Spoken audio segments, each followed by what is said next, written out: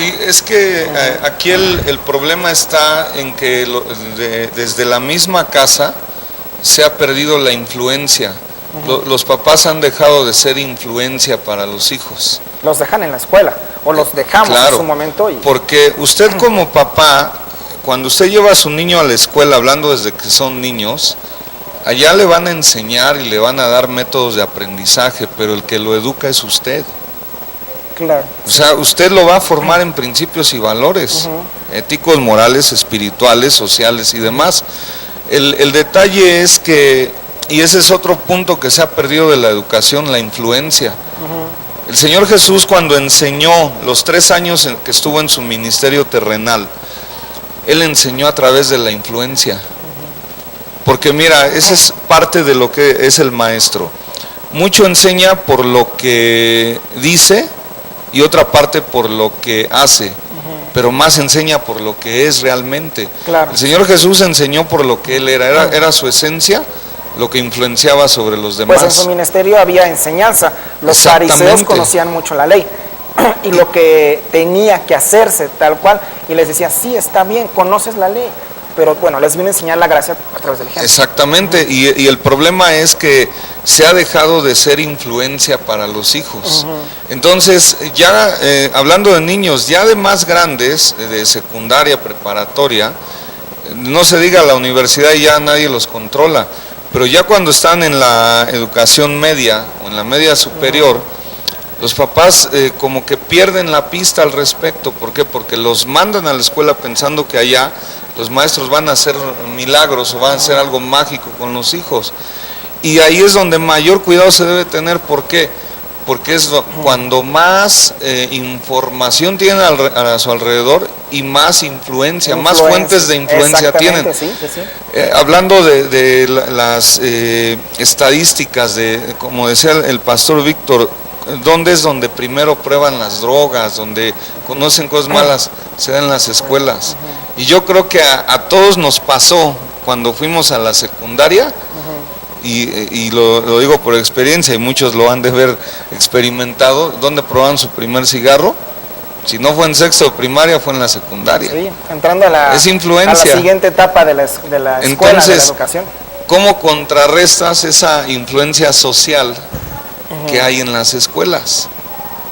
Debe venir desde casa, y el problema es que hemos sacado a Dios de la educación porque no se está formando, no hay un desarrollo integral, solamente intelectual. Es un problema. Ese es un problema que bien apuntan ustedes. Yo quería tratar ese tema, y qué bueno que comenzó a darse, sobre entonces cómo vamos solucionando el punto, porque no es nada más sacar las estadísticas y el tema y la política y lo social, sino también es ver cómo afrontamos y qué solución damos a través de este programa. Ustedes están opinando y les agradezco mucho.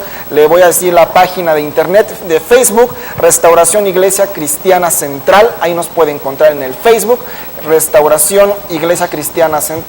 Dele un like, pues transmita esta liga para que otros lo puedan ver. Por supuesto también que vamos a ponerlo ahí. En el Twitter nos encuentra como Restaura Online, ahí nos puede encontrar, ya sabe que previamente le pone el @ y el correo electrónico que sí lo leemos y sí se lo vamos a contestar es restauracioncristiana@live.com.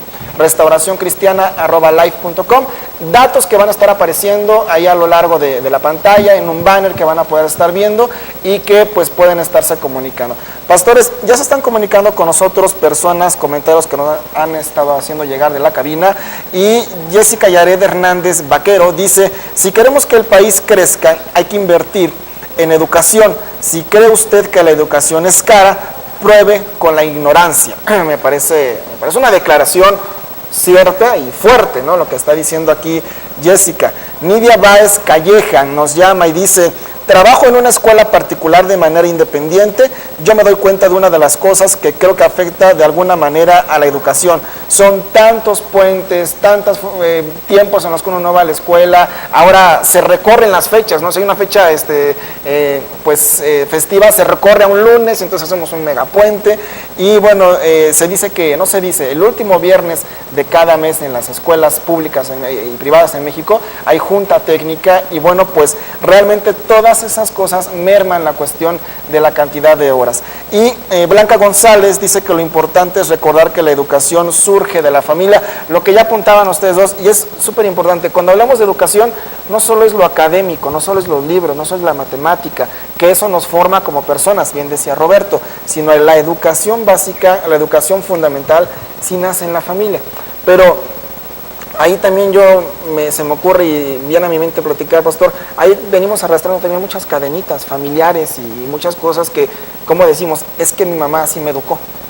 Así es. ¿No? O sea, ahí hay una educación y ahí hablamos de valores y de una serie de cosas que tiene que ver con, no, mi mamá me educó que no era necesario a lo mejor, a mi mamá le educaron pues, no ir a la escuela o que yo debía tener todo, no sé, pero cuántas cosas hay que tan solo de esa arista podríamos platicar, ¿no? Y toda la vida le hemos echado la culpa a los padres de lo que no hacemos bien.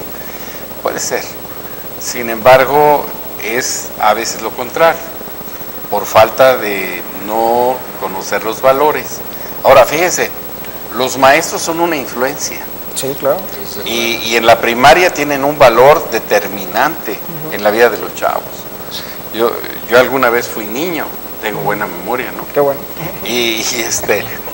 Y yo me acuerdo que mis maestros en la primaria fueron influencia en mi vida, Sí, claro. porque lo que más esculpe los valores de un niño son sus maestros de la primaria, quizás hasta los de la secundaria. Sí, también. Entonces, en ese tiempo, los maestros te podrían decir la importancia de la limpieza por fuera y por dentro, la limpieza de tus pensamientos, el orden, la disciplina, el trabajo, la dedicación, el esfuerzo y todo eso que a mí me enseñaron en la escuela primaria era a través de una materia que se llamaba civismo. Sí, bien. Ya está, 1900, ya ni si me acuerdo. Ahora Pero había es ética. una, no sé cómo se llama, era civismo. Un día la maestra se aventó la cuestión de llevar un agente de tránsito, le llamaban tamarindos. Llevó un tamarindo y dijeron todos los niños, el tamarindo. Y entonces se levanta la maestra y dice, shh, el señor agente de tránsito. Claro, sí. Ustedes tienen que respetar. Y empezó, ¿no?, todo el rollo aquel, y yo nunca les dije esa palabra porque nos dijo, eso es ofensivo. Y a unos chavos de 7, 8 años le dices eso, se le queda clavado en el alma. No lo vuelve a ofender a una autoridad. Pero ahora los maestros no te dicen, no, pues vete de huelga y así trabajamos menos. Es decir, yo digo una cosa, ¿por qué no se ponen de huelga en vacaciones? Los maestros, vamos a decir, quieren mucho la educación en México, quieren mucho su vocación de maestros. Ok, amo a los muchachos, bueno, entonces hagamos la huelga en vacaciones. Sí, no, tiene que ser en el periodo normal de trabajo. Y luego esto, digo, a lo mejor ya me estoy saliendo, pero además estos tipos hay que pagarles. Sí. Yo le digo al señor secretario de Gobernación, señor, yo no tengo familiares que sean maestros, pero ¿sabe qué haría yo en su lugar? No les pagaba ni un quinto, porque cuando una persona se pone en huelga, deja de recibir salario. Y hasta que se termina la huelga, si tenían razón, les dan sueldos caídos. Y si no, ahí muere. Sí. O llegan a un arreglo de un porcentaje, como quiera. Pero eso no lo hacemos con los maestros. ¿Por qué?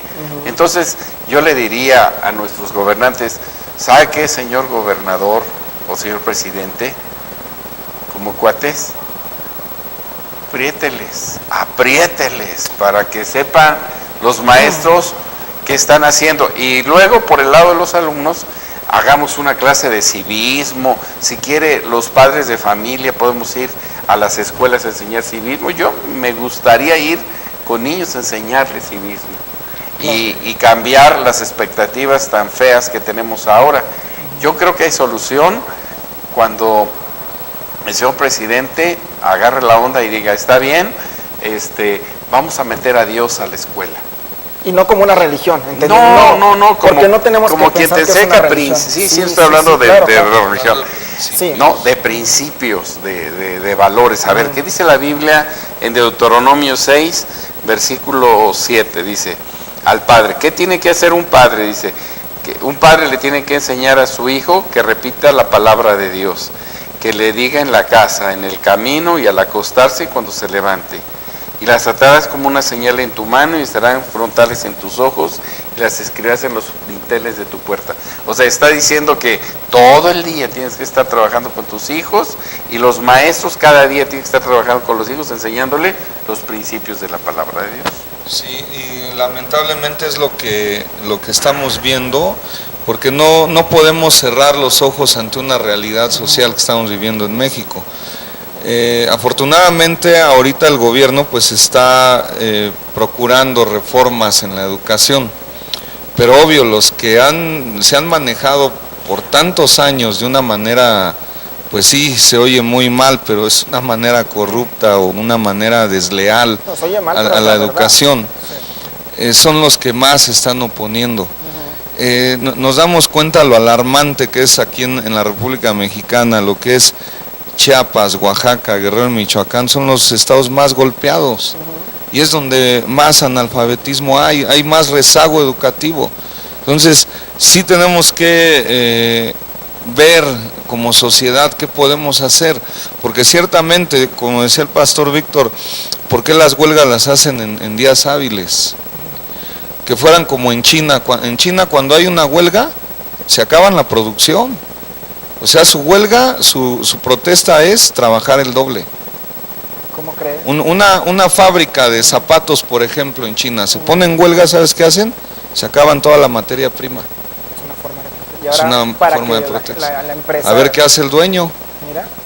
Que lo hiciéramos de esa manera. Es que son cuestiones de mentalidad y de educación. Mentalidad, sí, educación, sí. y sin embargo es la influencia que están transmitiendo a los demás. ¿Por qué? Claro. Porque lo que más le interesa al maestro de México hoy en día, no hablo en general, pero saben de quiénes hablo, es su propio bienestar, su propio interés. Sí. No le preocupa el alumno. Si su pasión fuera el alumnado, estarían trabajando. Que los hay, por supuesto. Sí, claro. El sector privado y el sector público. Claro, desde luego. Pero entienden que dar la clase es pasión por ellos. Claro, es una pasión. Sí. Tú te das cuenta cómo es posible y qué irónico suena el ver que alguien que quiere ser maestro está peleando antes de ser maestro, hablo de los normalistas, antes de ser maestro ya están peleando un derecho y con violencia están exigiendo. Y es el problema que está ahorita en Michoacán. Oh, y bueno, un si problema me permites, fuerte.